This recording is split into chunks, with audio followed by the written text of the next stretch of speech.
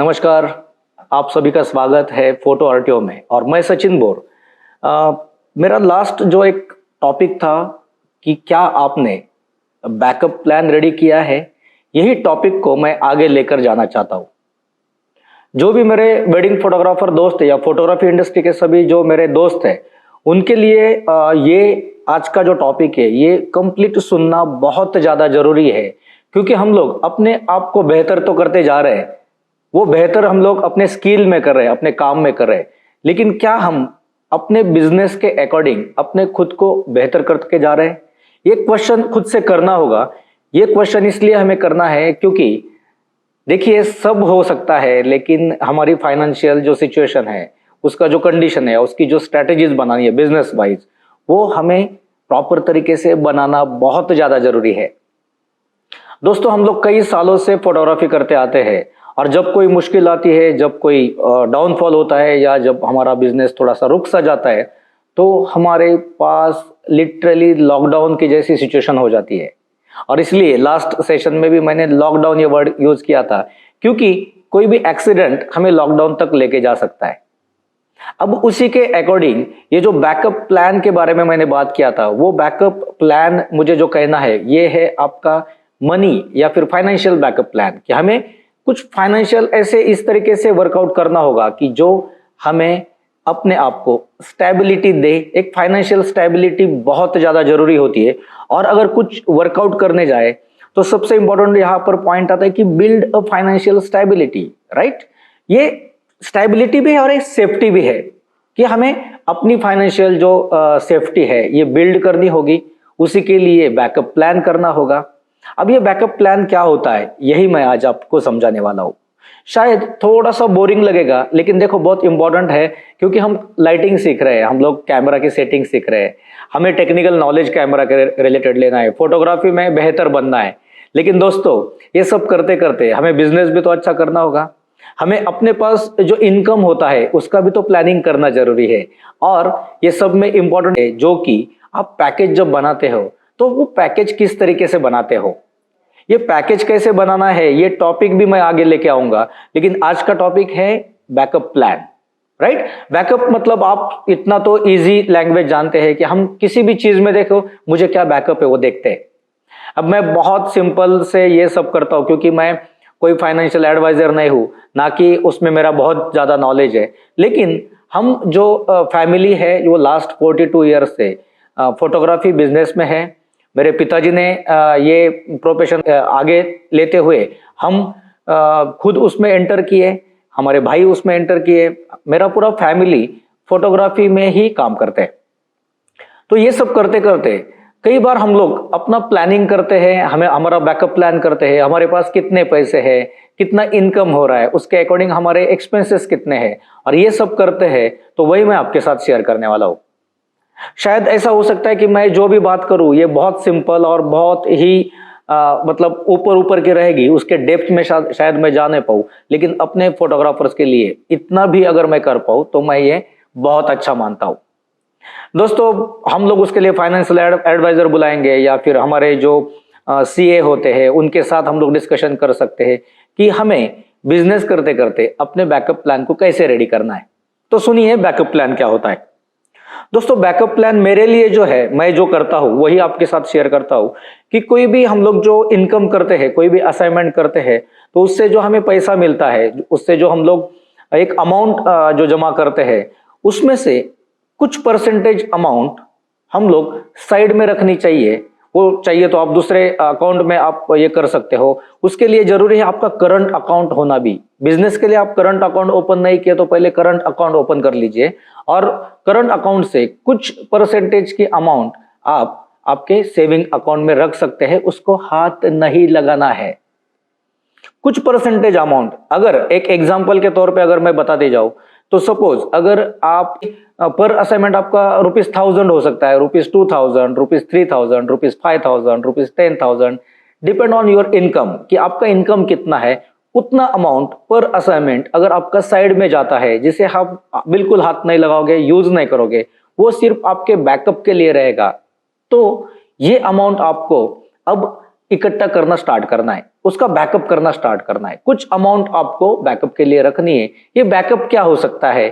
तो देखिए, कोई भी हादसा या कोई भी सिचुएशन, कोई भी कंडीशन बता कर नहीं आती है, राइट? अच्छी हो या बुरी हो, बताकर नहीं आती, और बुरी तो कभी बताकर आती ही नहीं है। तो उसके लिए ये प्रिपरेशन है। अगर कुछ भी दिक्कत हमें आती है तो ये बैकअप प्लान हमें बैकअप देगा, राइट? बैकिंग मिलना भी जरूरी है हमें। एक एग्जांपल के तौर में मैं बताता हूं कि सपोज मेरा कैमरा काम करते करते कुछ प्रॉब्लम आ गया या सीजन के टाइम में कुछ इश्यू हो गया, तो देखिए, मुझे अगर कैमरा नया लेना पड़े तो मेरे पास मिनिमम कितना अमाउंट होना चाहिए ये आपको बहुत अच्छे से पता है। आप जो कैमरा यूज करते हैं, अगर उसका एक ऑन एन एवरेज ₹2 लाख अगर अमाउंट पकड़ते हो, तो 2 लाख रुपए हमारे बैकअप में है क्या? अगर नहीं है और हमें तो कैमरा नया लेना जरूरी है, या फिर बहुत बड़ा दिक्कत हो गया, कैमरा का कोई ऑप्शन ही नहीं, या फिर लेंस डैमेज हो गया और लेना जरूरी है, या फिर चलो निगेटिव बातें छोड़ देते हैं, आपको आपका तरक्की करना है, आपको आपकी डेवलपमेंट करनी है, आपको ग्रोथ करनी है, तो आपको हर साल इक्विपमेंट में कुछ अपडेशन करना है, आपको नॉलेज गेन करना है। नॉलेज लेने के लिए भी आपको कहीं पर जाना है तो पैसा लगेगा। अब ये पैसा आएगा कहां से? अगर आपने असाइनमेंट करते करते बस पैसा आया और यूज कर लिया, खत्म कर दिया, तो आपके पास बैकअप बचेगा किधर?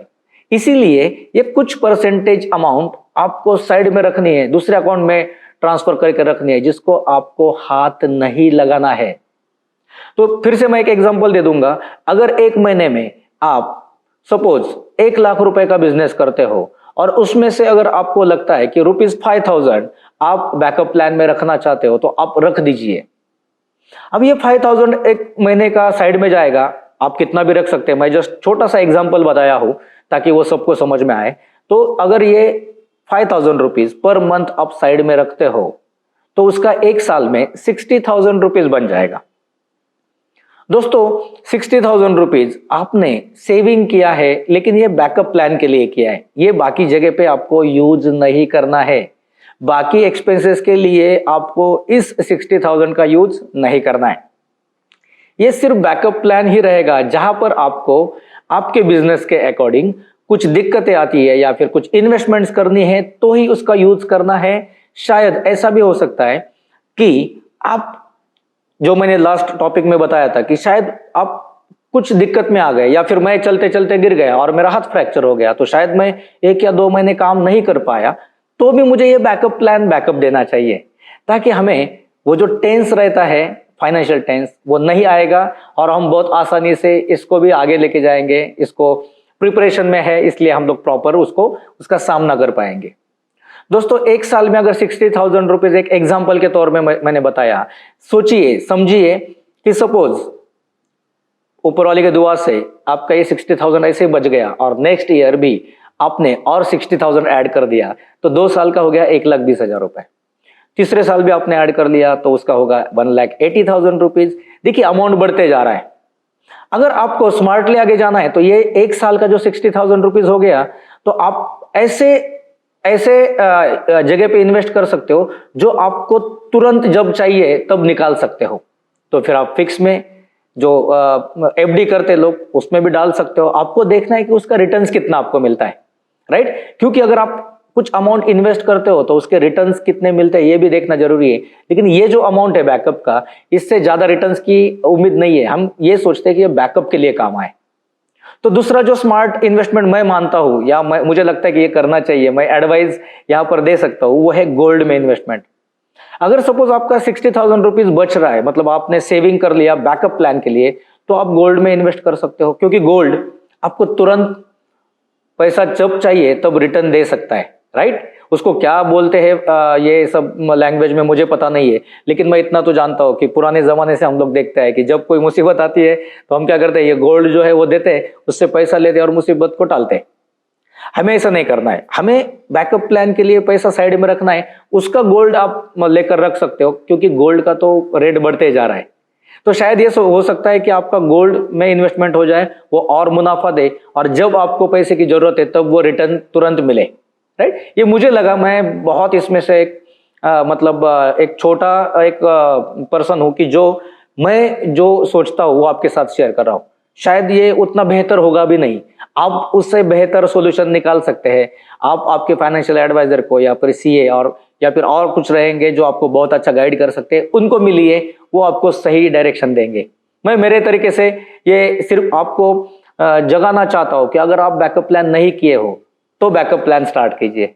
देखिए ये जो भी पॉइंट है या ये जो वही मुद्दा है बैकअप प्लान का, ये बहुत बड़ा मुद्दा है और इसको मुझे सिर्फ एक ही सेशन में कंप्लीट करना बहुत मुश्किल है। आज मैंने उसमें का एक पॉइंट आपके साथ शेयर किया है कि कुछ परसेंटेज साइड में निकालिए, उसको अगर कितना भी हो सकता है। देखिए जिन्होंने 5000 निकाला उनका 60,000 होगा, जिन्होंने 1000 निकाला उनका 12,000 ही होगा। तो आपका इनकम और आपकी जरूरतें उसके हिसाब से आप बैकअप प्लानिंग कर सकते हो। और जिन्होंने शायद 10,000 निकाला तो उनका एक ही साल में 1,20,000 भी होगा, राइट। तो इसके ऊपर मैं नेक्स्ट टॉपिक लेकर आऊंगा जिसमें और थोड़ा गहराई में जाएंगे, थोड़ा डेप्थ में जाएंगे और थोड़ा सा मैं कुछ चीजें समझाने की कोशिश करूंगा, क्योंकि मैं वर्कआउट तो बहुत कुछ कर रहा हूं।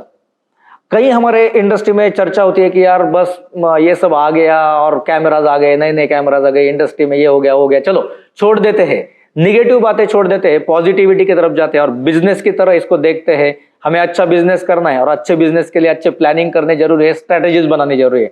दोस्तों मुझसे जितना होगा मैं ये स्ट्रेटेजीज बनाने में आपका हेल्प कर सकता हूं, क्योंकि इसका फायदा मुझे भी है, आपके लिए। जब मैं कुछ काम कर रहा हूं तो वो मुझे भी बहुत फायदा दे रहा है। कुछ स्टडी जब मैं करने लगता हूं तो मेरा नॉलेज बढ़ रहा है और मुझे लगता है कि आपके वजह से मैं कुछ सीख पा रहा हूं। तो आपको मैं थैंक यू करना चाहता हूं कि बस आप रिस्पॉन्स देते रहिए और ये टॉपिक अगर अच्छा लगता है तो ये शेयर कीजिए, मैक्सिमम शेयर कीजिए, क्योंकि हमें अपनी इंडस्ट्री को एक एजुकेटेड इंडस्ट्री बनाना है, हमें एक बिजनेस के तरीके से सोचना है, आगे बढ़ना है। तो बस अभी तक अगर फोटो आर्टियो को सब्सक्राइब नहीं किया तो तुरंत सब्सक्राइब कर दीजिए और आगे इस सेशंस को शेयर कर दीजिए और बेल आइकन को क्लिक कीजिए, क्योंकि टॉपिक्स बहुत आने वाले हैं, हटके टॉपिक्स रहेंगे। मुझे कोई फोटोग्राफी आपको नहीं सिखानी है, आप तो बेहतर से बेहतर फोटोग्राफी करना जानते हो, मुझे बताना है business. So thank you so much जुड़ने के लिए। नेक्स्ट टॉपिक में जल्दी मिलते, धन्यवाद।